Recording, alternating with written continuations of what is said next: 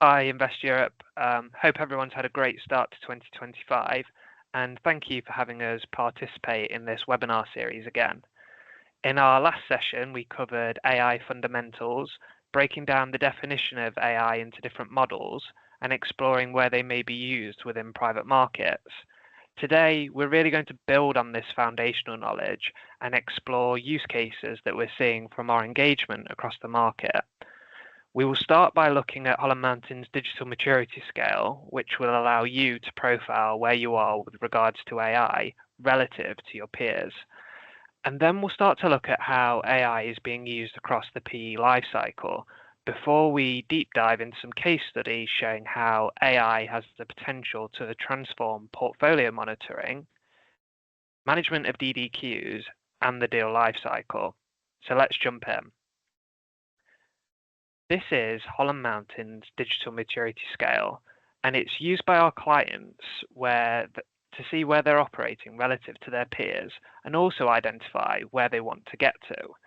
We updated it last year to include AI, and most of the market are currently sat around emerging and established. So essentially, they have AI policies in place and they're using it in some of their processes, but they're not seeing huge gains at this point. We're going to go through some case studies later today, and this will give you an idea of how you can move to optimized and beyond. So first up, we have an overview of use cases. This graphic shows where managers are using AI in the PE lifecycle. The saying an art rather than a science jumps to mind here, as I'm sure there's lots of ways you can interpret and categorize how AI is being used, but hopefully this is a useful representation nevertheless. So starting with a capital raise, AI can provide valuable insights about relationship strengths between individuals in the GP and the LP. It can be used to automate RFP and DDQ responses, and we'll cover this in more detail later. And it can be useful in expediting legal reviews, providing markups on contracts. In the investment period, AI is used to support deal sourcing and initial deal due diligence. And again, we'll cover this in more detail when we look at the case studies, and we'll also be covering this in our panel discussion. One of the big plays for AI is in the monitoring and value creation processes. So on the monitoring side of things, there's a huge amount of time spent collecting, curating, and normalizing data, and AI is a powerful tool that can be used to support and automate these activities. We're starting to see some SaaS vendors offer generative analytics, so effectively you can build data visuals using natural language, although personally I think it's a little bit gimmicky, and a more compelling use case is to use data collected for monitoring along with predictive ML models to forecast better valuations.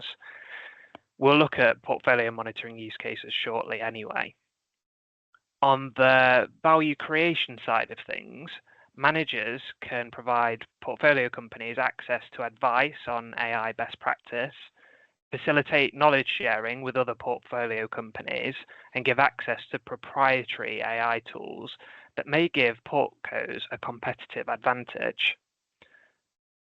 When we're thinking about exit, there aren't specific use cases that spring to mind, but in future, managers will need to start to think about how AI will be used on their data in an exit.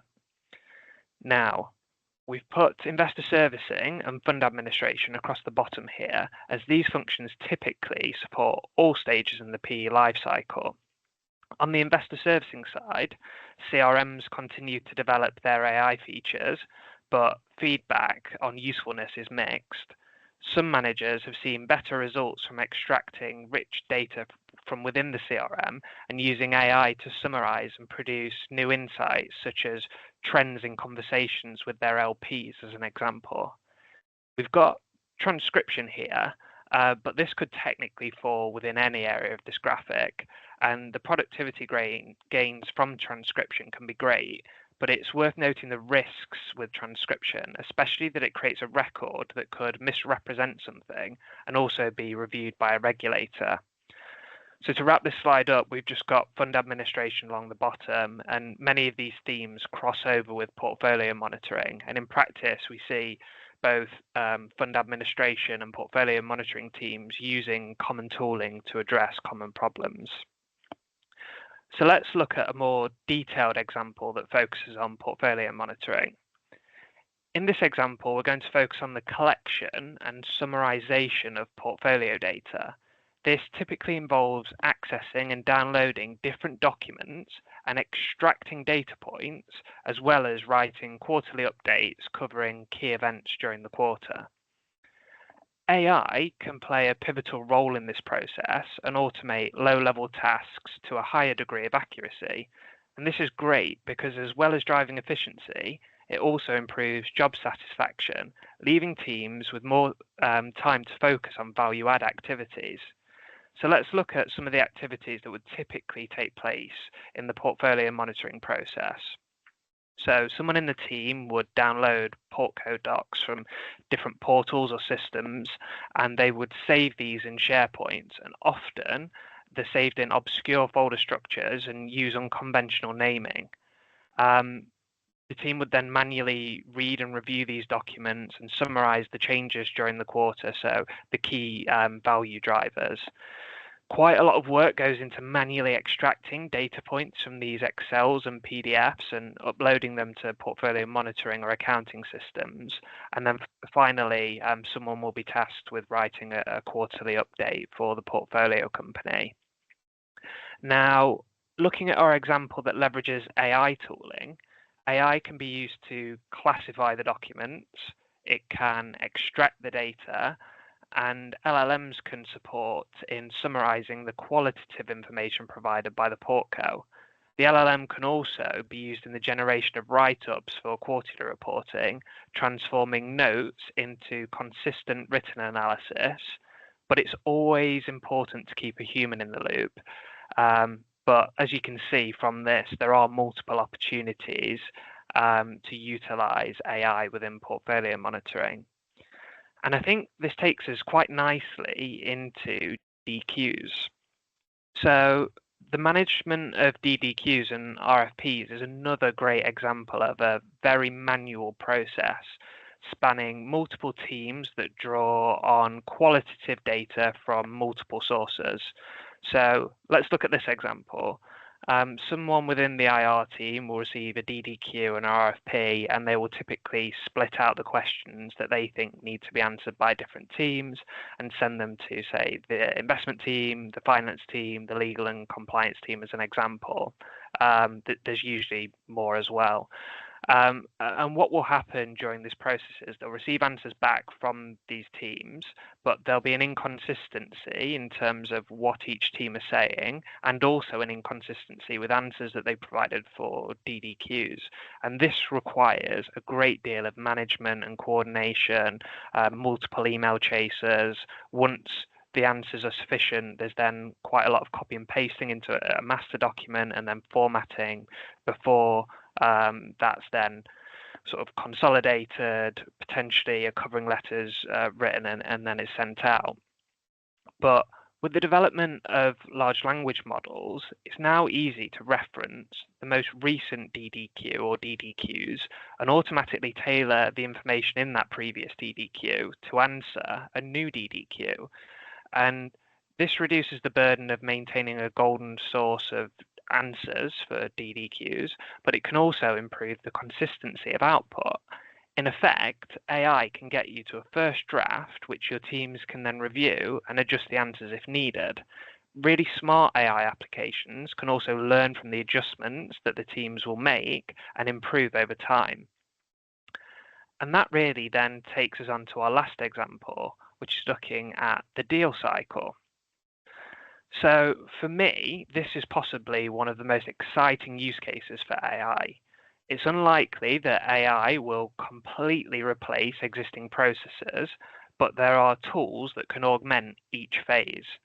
So looking at the first one, during the research phase, as well as traditional information sources, AI can scrape millions of websites on data on potential target portfolio companies. And this can be expanded to cover podcasts and videos as well. Large language models are great at translation, supporting managers that have a global investment strategy. During the initial screening phase, LLMs can be used to score the similarity of a company against an ideal target portfolio company, which is often referred to as a phantom portfolio company. And given the semantic nature of large language models, it may identify opportunities that would ordinarily be missed using a more quantitative-based search criteria or scoring criteria. Now, before reviewing SIMs or other documentation provided by the portco, there'll usually need to be an NDA in place, and there are AI tools that can support the review and redlining of these documents, and large language models can then be used to summarize the information in the SIM.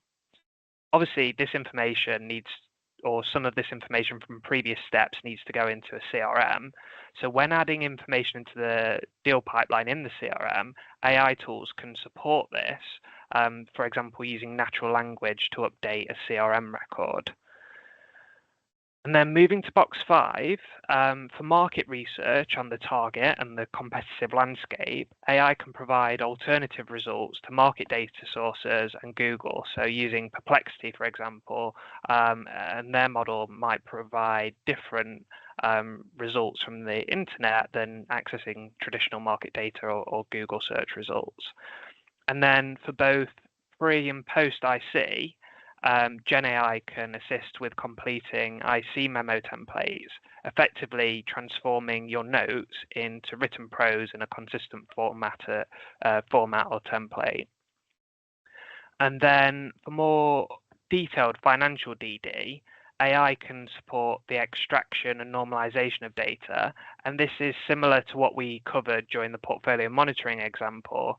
But it's also worth noting that there are predictive ML models that can provide insights, and that's sort of a new area that people are looking at when performing financial DD. And then finally, on deal closing, it's just worth noting that there are multiple AI tools that can support the legal review process during deal closing, and that really concludes the deal cycle and where AI can be augmented. And whilst this concludes our examples for today, I'll leave you with our predictions for 2025, as this is a common question we get from clients. But to do this, I think it's important to contextualize the journey that we've been on. So 2023 was really the year where we started to experiment with Gen AI personally, for example, asking ChatGPT to write a birthday message. And if you'd have asked me what 2024 would hold, I would have said that it would be the year of business application. And whilst to an extent this has been true, I think the reality is that it's been more of a year of experimentation. Managers have spent significant time developing use cases, which in itself is really positive, because I don't think managers have spent this amount of time thinking about how technology can benefit them. And on the vendor side of things, we've seen their offering evolve from developing proof of concepts to having well-defined services. We think that 2025 will build on 2024, but there'll be a greater focus on embedding AI with automation within processes, rather than today where people are accessing AI tools on an ad hoc basis through siloed chat interfaces such as ChatGPT. So what this means is that AI will be embedded within multiple applications that you use and will become integral to workflows. So that just leaves me to thank Invest Europe again for having us cover these AI use cases, and I look forward to the upcoming panel discussion. If anyone has any questions on what I've just covered, please drop them in the chat and we can pick it up as part of the panel. Thank you.